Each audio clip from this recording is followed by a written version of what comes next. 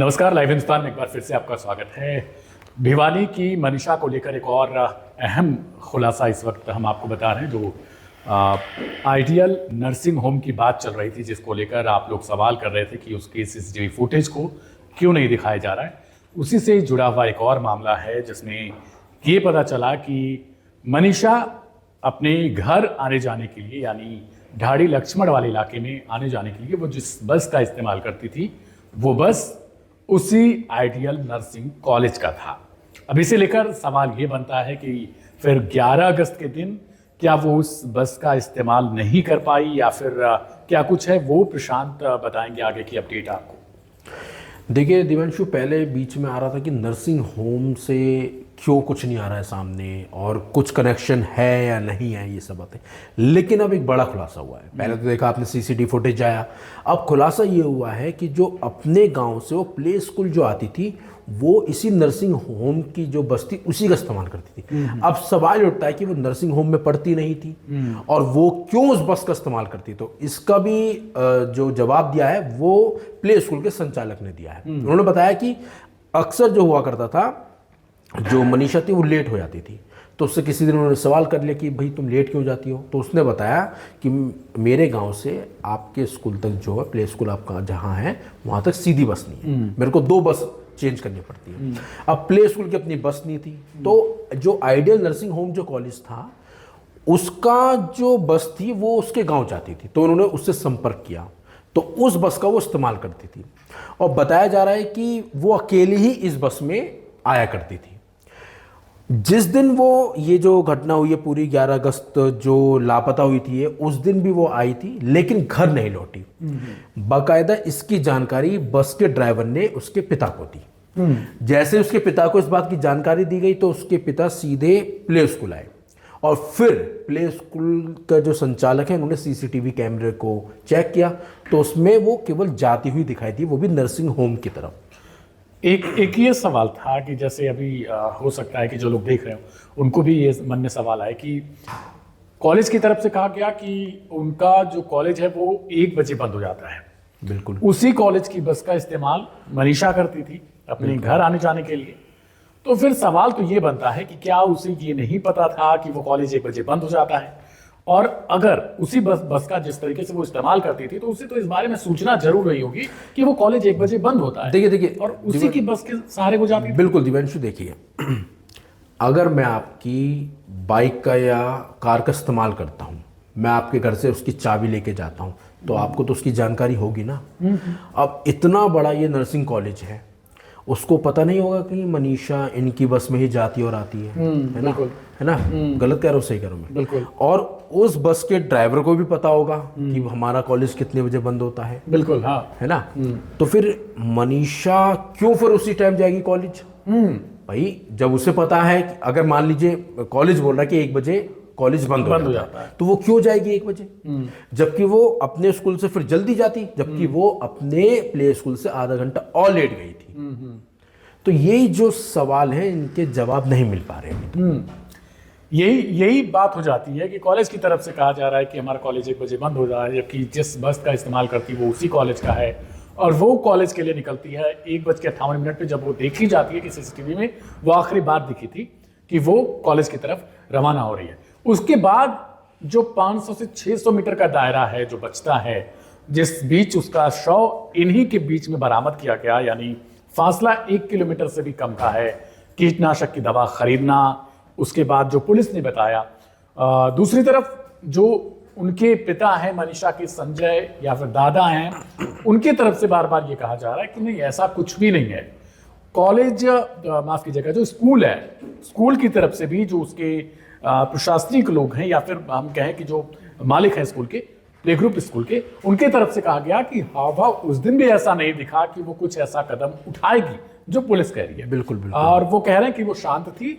5,000 रुपए सैलरी के तौर पर उसको मिला था, जो 2 से 3 दिन के अंदर उसे सैलरी पहली वाली मिलने वाली थी। तो उन्होंने कुल मिलाकर ये कहा कि तेज तर्रार पढ़ने में ठीक ठाक थी, क्योंकि इंटरव्यू के दौरान हमें ऐसा पता चल चुका था। फिर वो ऐसा कैसे कर? दिव्यांशु, मैं आपको एक और बात बताना चाहूंगा। जो एक नोट की बात आ रही है ना, वो जो नोट मिला है उसके बैग से, उसके बारे में संचालक ने एक बड़ी बात बताई है। उन्होंने कहा कि इस तरीके का पेपर हमारे स्कूल में तो आता ही नहीं है। तो ये भी एक बड़ी बात है। फिर वो पेपर कहाँ से आया?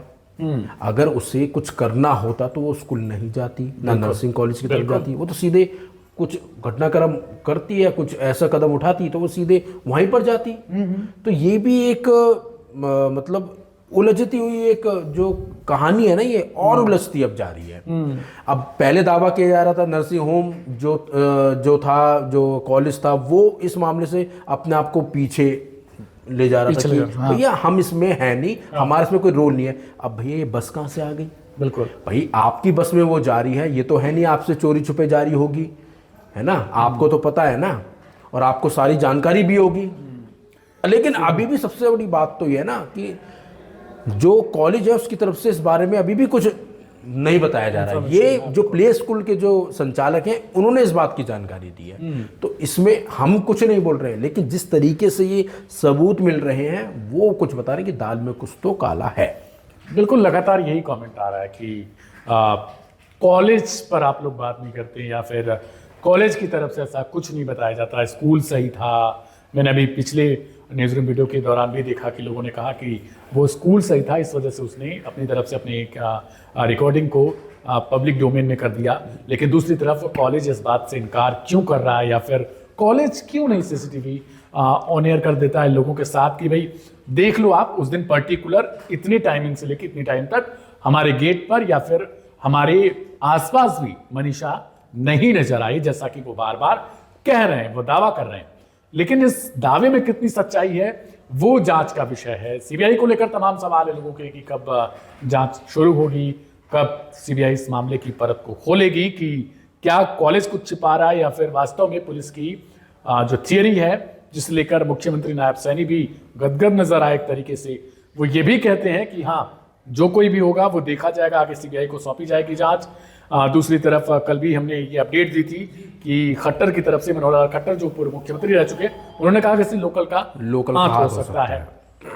तो ये जो पूरी थियरी है कहीं ना कहीं ये वहीं ले जाकर इशारा करती है कि देखिए जो पुलिस की जांच है उसमें शायद हो सकता है कि केंद्रीय मंत्री हैं खट्टर, उनको भी शायद भरोसा ना हो, क्योंकि लोकल का हाथ होने की फिर वो बात ही नहीं करते। और फिलहाल बात बस को लेकर ही है कि जब आइडियल कॉलेज की बस से ही वो जाया करती थी तो फिर कॉलेज ने इतनी देर तक चुप्पी क्यों साध रखी थी कि भाई हमारे बस से उस दिन नहीं गई थी, या फिर अपने ड्राइवर से बातचीत करके जो कुछ भी मामला था उसे पब्लिक डोमेन में रखना चाहिए था। बिल्कुल, देखिए अब अगर उसे बस से नहीं जाना था तो ड्राइवर को पहले बता देती, जबकि ड्राइवर घर वालों को जानकारी दे रहा है कि भैया आज वो बस से नहीं आ रही है या बस में वो नहीं जाएगी। ये मैंने मनीषा के जो दादा हैं, मैंने उनका एक बयान सुना था, उसमें उन्होंने बताया था कि उसने पहले ही जो ड्राइवर था उससे इन्फॉर्म कर दिया था कि देखिए आज मुझे कॉलेज जाना है। अच्छा, तो ड्राइवर को भी पता होगा कि किस कॉलेज की बात कर रही है। बिल्कुल नर्सिंग कॉलेज के लिए उसने बोला था कि मुझे कॉलेज जाना है तो आप चले जाइएगा, मैं थोड़ा लेट आऊंगी। तो कहीं ना कहीं ये बात ड्राइवर से भी पूछताछ शायद हो आगे कि भाई आपको क्या इन्फॉर्मेशन। फिलहाल ये बता दें कि पुलिस ने जांच बंद कर दी है 3 दिन पहले ही करीब। तो अब जो कुछ भी आगे का मामला होगा वो सीबीआई देखेगी, और जांच किस कदर करेगी वो सीबीआई पे कहीं ना कहीं डिपेंड करता है। प्रशांत, बिल्कुल, देखिए अब जो भी है कुछ जैसे प्ले स्कूल जो है उसके सीसीटीवी कैमरे की जो फुटेज है, डीवीआर है, वो पुलिस ने अपने अंडर में ले लिया है और वो अब सीबीआई को सौंपेगी।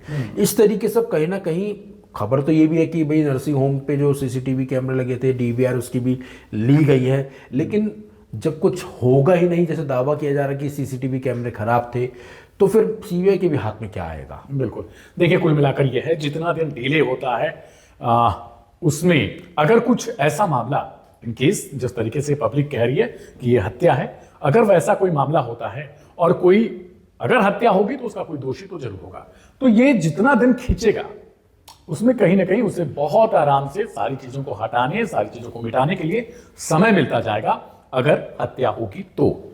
लेकिन सवाल यह है कि जांच कब आगे बढ़ेगी, सीबीआई कब इस केस को अपने तरीके से जांच करेगी और सीबीआई कितना वक्त लेगी। फिलहाल न्यूज़रूम के इस वीडियो में फिलहाल इतना ही है। आगे फिर किसी एपिसोड में मुलाकात होगी।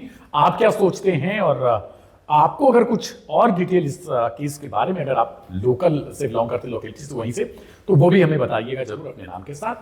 अगले वीडियो में हम आपके इन्हीं विचारों को साझा करेंगे। मेरा नाम है दिव्यांशु, मेरे साथ प्रशांत। नमस्कार।